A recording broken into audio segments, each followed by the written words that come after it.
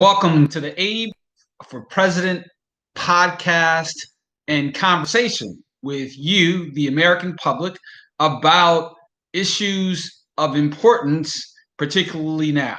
So we're now a month and a full week after the last stimulus check ended. That is the money to the unemployment for unemployment benefits and the eviction moratorium and other stimulus related relief ended. And why did it end? As you may know, Congress and the White House have failed to do their jobs, and that is pass at least a compromise. It may not be everything that you and I might want, but at least something that we want to prevent millions of unemployed Americans from getting evicted, losing their electricity. Of course, we know that those who don't have jobs don't have health care, nor can they afford to pay for Obamacare. So this is a very bad thing. So what am I going to talk about today? Well, I'm going to talk about the different sides of the debate, an update on what the leader of the Democrats, Nancy Pelosi, is saying about the negotiations, what President Trump is saying that he's going to do in terms of making sure that Americans get money regardless of what's negotiated in Congress. And then we're going to talk about the states that have applied for those $300 a month or $300 a week checks to replace, that was supposed to be only a short-term gap for the $600 a week checks, because they were supposed to be, that $500 or $300 a week check was supposed to last until Congress negotiated a renewal of the $600 a week check. So it was only expected to be a week or two. Now we're going on 5 weeks. And I'm going to talk a little bit more about that. Finally, I'm going to talk about what you can do to basically unlock the jam in terms of the negotiations that are taking place here in Washington, D.C., what you can do, how you can use your pressure and your leverage to get the folks here in Washington, D.C. to do what they're supposed to do. So first, let's talk about, again, what the various sides are saying. Nancy Pelosi, who you know is the Speaker of the United States House of Representatives, she controls the lower chamber of the lower chamber of Congress, and so any legislation dealing with the budget in particular has to pass through her. And what she has said, according to her last tweet, was that the sad state of Americans' coronavirus response today is the result of President Trump's failure to lead these past months and Mitch McConnell's one-sided pause. We can't waste a day. The Senate must pass the HEROES Act or the situation will worsen. So instead of talking about the possibility of coming to some type of negotiated settlement and passing some stimulus, she continues to focus on the HEROES Act, which, as you may know or remember, is a $3 billion plus or $3 trillion plus dollar package of benefits for the American public. A lot of this the Republicans don't agree with. They want about a $1 to $2 trillion deal. And so, again, the Democrats have refused to compromise because they say that, the compromise is not enough. On the other hand, the White House has said, well, look, let's compromise on that which we agree and then work on the other things that we don't agree for later. And that's exactly what could have been done over a month ago. They could have, again, extended the unemployment benefits, extended the money for small businesses, extended the money for even, the schools and some protective materials for our frontline workers, but they didn't. And now we are in a position that, again, tens of millions of Americans are facing eviction.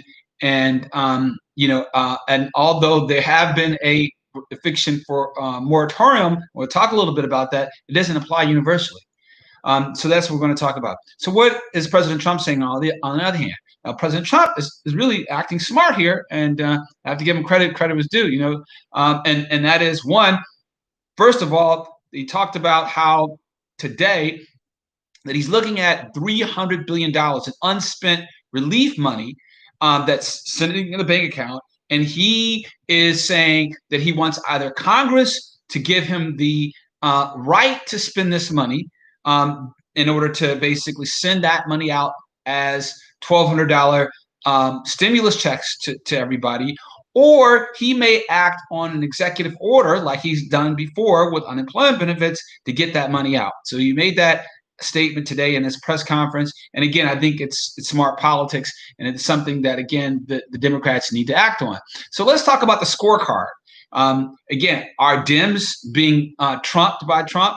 So on the one hand, we have Democrats who didn't want to agree to extend the unemployment benefits before they lapsed. And so as a result, President extended at least half the money for about 60% of the Americans who were getting that money. So if you want to give credit to where credit is due, a point would definitely go into the Republicans or the president's box. Second of all, the Democrats didn't want to negotiate an extension of the eviction moratorium. Again, as a short compromise bill, apparently, and again, what the president did is by an executive order, he basically had the Department of Health and Human Services issue a statement that evicting people during a pandemic would be essentially something against the public health. And so that was enough to ban evictions, at least of federally financed properties. Now, properties that are not federally financed, those have to go through state courts. And so that's still going through. And those are things that, again, the eviction moratorium does not cover. But again, if you want to, talk about scores, you'd have to at least give, again, another point for the president there. And I think, everybody objectively would have to agree. Third of all, in terms of food assistance, the Democrats did want to include food assistance in the money for food for both people who are over 18 as well as young people who are below 18. And so the president smartly picked up on that, and he ordered through an executive order that the Department of Agriculture make available food for people who are, again, under 18. And I'm going to include a link to where you can get some food if you want it. You shouldn't be, again, ashamed or bashful. I remember my own family when we were young, we were definitely getting some of that USDA cheese. And if anybody knows that cheese, I remember growing up in Detroit, those cheese sandwiches came in very handy back in the day. And so definitely want to encourage you. And I'm sure the cheese is much better, or whatever they're providing is much better than what they were back in those days. But again, if you need it, definitely go take advantage of it. Lastly, so again, the president has been trumping the Dems here, and it shouldn't be that case. And I think, and I would call on Pelosi to dump this idea that maybe some of her advisors have given her to basically stall on the negotiations in order to force people to be so mad about the president and the Republicans that they come out and vote for the Democrats. I think it's a stupid and a very mistaken idea that I think is going to backfire. Because I think a lot of people are not going to vote at all. Again, if you got somebody who's facing eviction, why would they want to go and vote, right? Somebody whose electricity is getting turned off, why would they want to go and vote? So those are things that I would encourage, again, her to reconsider. Now, let's take a look at those states who have applied for the FEMA grants. When I last talked to you, there were about 8 states who had not applied, and I'm happy to inform you that every state in the United States except South Dakota, which ironically is being called by USA Today a hot spot a new hotspot for coronavirus cases. So I'm not sure whether or not those things are related. But again, just interesting note.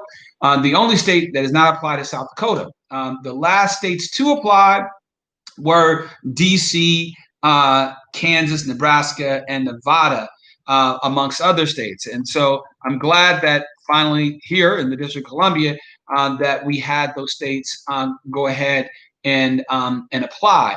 And so what can you do about the stalemate here in Washington, D.C.? Well, one of the things you can do is to click the subscribe button. You can also drop any comments that you have in the box down there. And you can also spank that like button as well, right? So you can, again, support, the types of businesses that are out here like Abe Legal, who is here to actually help you make money. So if you're a person who believe that maybe you have been terminated wrongfully, maybe you were raising issues about, again, the type of conditions that you and your workers were going through, and maybe you were fired. Well, Abe can help you. Maybe you were somebody who perhaps have lost a loved one, and so you want to get access to their money. Again, Abe can help you to make money there. Maybe you want to, again, start and launch your own business to begin an online marketplace. So then you can actually start making some of the money that people decide not to spend with Amazon. Abe can help you. If you're a small business or a nonprofit organization who's looking for grants, Abe can help you. So again, let's start spending our money with small technology businesses like Abe, and I think that can send a strong message out to the wealthy elite. Another thing that we can do is start to send money to Nancy Pelosi's opponent, a progressive named Shahid Buttar, who's running against Nancy Pelosi in San Francisco. You can go to the real shahidforchange.us. I'm going to include that in the link as well. And you can also, again, send a message to America's most influential. That is the $200 trillion man. $200 billion man, rather, Jeff Bezos. $200 billion. He passed that number. And so how can we send a message to Jeff Bezos, and why? Is because Jeff Bezos, if he wanted to, he could get on the phone and call Nancy Pelosi and call President Trump and call Mitch McConnell and call Chuck Schumer and tell them to pass another stimulus bill today. And he should. And so what I'm calling on us to do is all boycott Amazon, to send a message to Jeff Bezos, to boycott Whole Foods, to send a message, again, because Whole Foods is owned by Jeff Bezos, to boycott the Washington Post, which is also owned by Jeff Bezos, and to dump your Amazon stock. Sell off Amazon stock. This is what I believe. If we can begin to do this collectively, and then use that money that you're basically gaining from not spending on those assets, and redirect those to small businesses in particular, I think we can send that message, and we will have a resolution and have the stimulus money in our pockets, I believe, sooner than you may think. Well, this has been Abe Legal's update on the stimulus. We hope to actually do these things daily. I'm sad to report that last week I was in a biking accident, broke my collarbone. I'm glad to have gotten some good health care, and gratefully I do have some health care benefits. But again, I know that this is not the case for millions of Americans, and we need to do something about the lack of affordable health care. The Affordable Care Act, which I am happy to say that I helped to make even better while I was a senior staffer for Congresswoman Sheila Jackson Lee, is not doing it right now. We need something more, and definitely Medicare for all. It would not only help the people, but it would save the dying healthcare industry that is facing collapse if something doesn't happen here in the United States. So again, this is Talib Kareem for Abe